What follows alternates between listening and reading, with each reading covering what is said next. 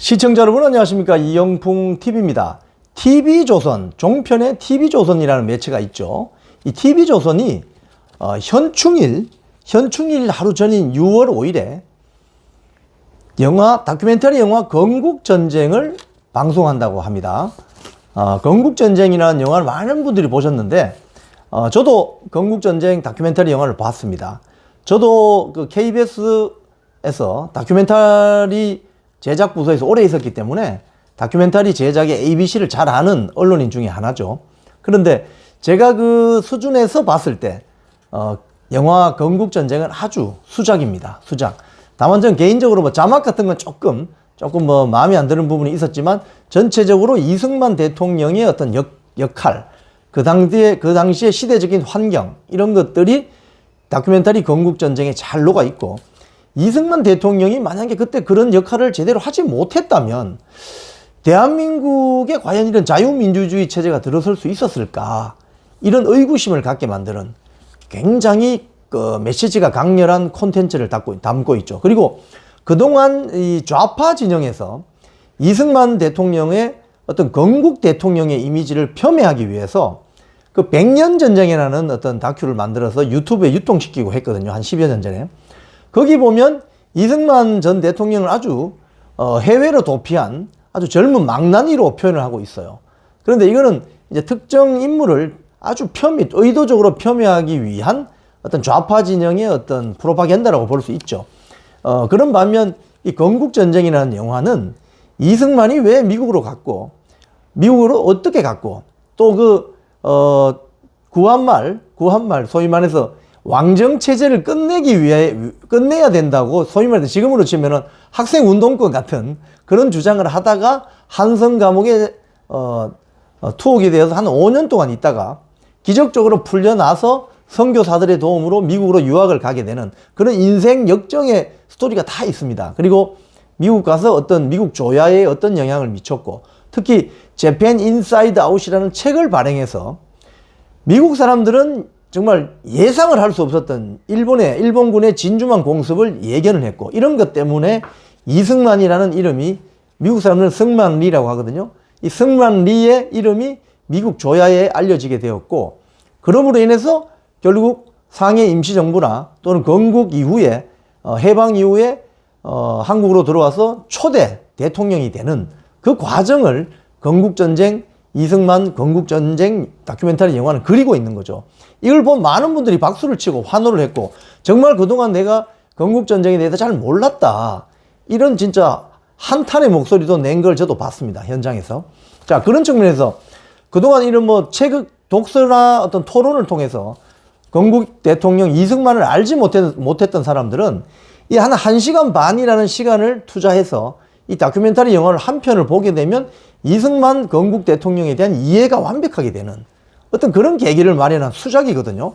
자, 이 수작을 TV조선이 현충일 바로 직전일 날 6월 5일 날 방송을 한다고 결정을 했고, 이게 보도가 되었습니다. 자, 그런데 KBS 내부에 노조가 4개가 있습니다. 제일 숫자가 많은 것이 한 2,300명에서 500명 가량 가반수가 되는 민노총 언론노조 KBS 본부가 있고요.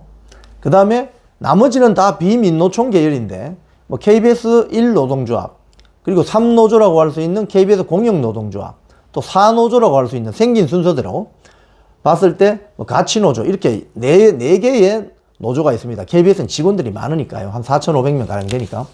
여기에서 공영노조, KBS 공영노조가 성명서를 냈는데, 이례적으로 박민 사장의 어떤 경영 철학에 대해서 비판하는 어떤 성명서를 발표해서 화제가 되고 있습니다. 내용을 제가 소개를 드리면 제목이 이렇습니다. 영화 건국전쟁, KBS는 안 트나 못 트나, KBS는 방송을 하나 아니면 못 하나, 이야기죠. 방송을 안 하나 못 하나 이야기죠. TV조선이 6월 5일 다큐 영화 건국전쟁을 방송한다. 영화 건국전쟁은 길지 않은 러닝타임에 이승만에 대한 잘못된 비판들을 조목조목 반박하고 그동안 많이 알려져 있지 않았던 그의 업적들을 잘 담아내었다. 편집, 화질, 음질, 음악 효과 면에서도 수준이 높다.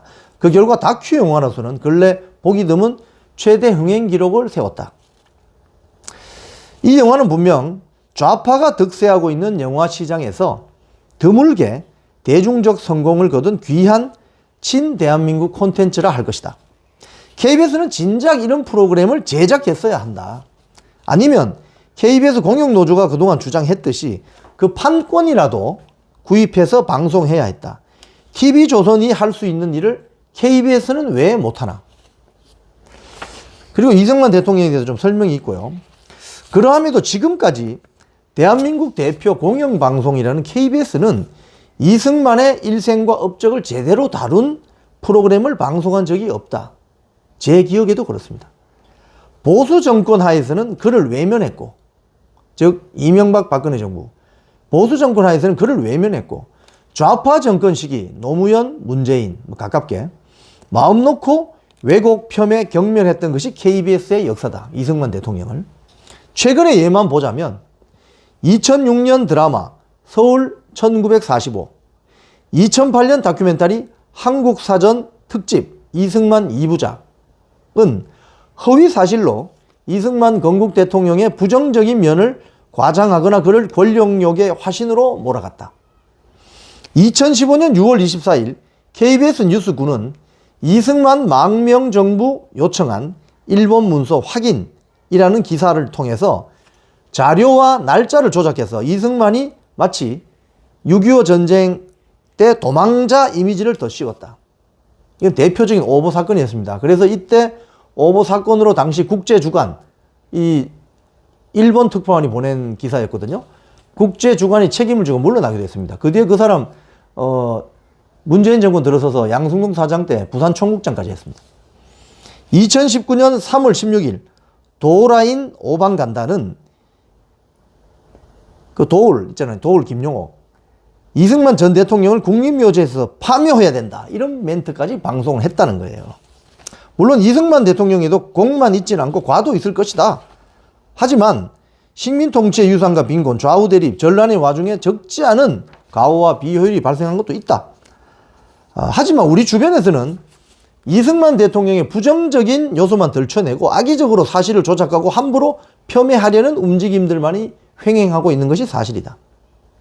좌파 세력이 이승만을 집요하게 짓밟으려고 하는 것은 그 근본적인 이유가 좌파 세력이 대한민국의 정통성을 인정하지 않고 있기 때문이다. 대한민국 건국의 1등 공신이었고 공산 세력의 침략에 맞선 전쟁 지도자였기 때문에 북한과 남한의 좌파 세력은 이승만 대통령을 부정하고 증오한다. 이렇게 공영노조 성명은 지적하면서 KBS가 뭐하고 있느냐 지금 박민 KBS 사장 체제에서는 지금까지 그런 종류의 어떠한 움직임도 없다. 외부에서 이승만 영화가 돌풍을 일으키는데도 오불관언이다. 보수 정권 하에서 KBS 수장이 된 박민 사장은 지난 민노총 사장들과 달라야 한다. 노조 핑계 대지 말고 외부 정치 세력 핑계 대지 말고 대한민국 건국사를 외면할 거라면 그것은 스스로를 역사의 죄인으로 만드는 꼴이다. KBS 경영진은 영화 건국전쟁을 외면하는 이유를 밝혀라. 이 영화에 무슨 문제가 있어서인가? 아니면 좌파 세력의 반발이 겁나서인가? 이렇게 KBS 공영노조는 주장하고 있습니다. 건국 대통령 이승만에 대한 많은 논란과 과오에 대한 비판과 지적이 있지만 그래도 이승만 대통령이 있었기 때문에 대한민국의 자유민주주의 체제가 성립하고 구체화될 수 있었고 6.25 전쟁에서도 공산 세력의 어떤 침투를 막을 수 있었던 것이 바로 전쟁 지도자 이승만이 있었기 때문에 가능했습니다. 자, 이런 건국 대통령에 관련된 영화, 다큐멘터리 영화 KBS 박민 사장 체제는 왜 방송하지 못하는 걸까요? 민노총 세력 눈치를 보는 겁니까? 아니면 거기에 대한 확고한 철학이 부족한 겁니까? 이 질문에 대해서 한번 KBS 박민 사장 체제는 답변할 필요가 있어 보입니다. 지금까지 이영풍TV였습니다.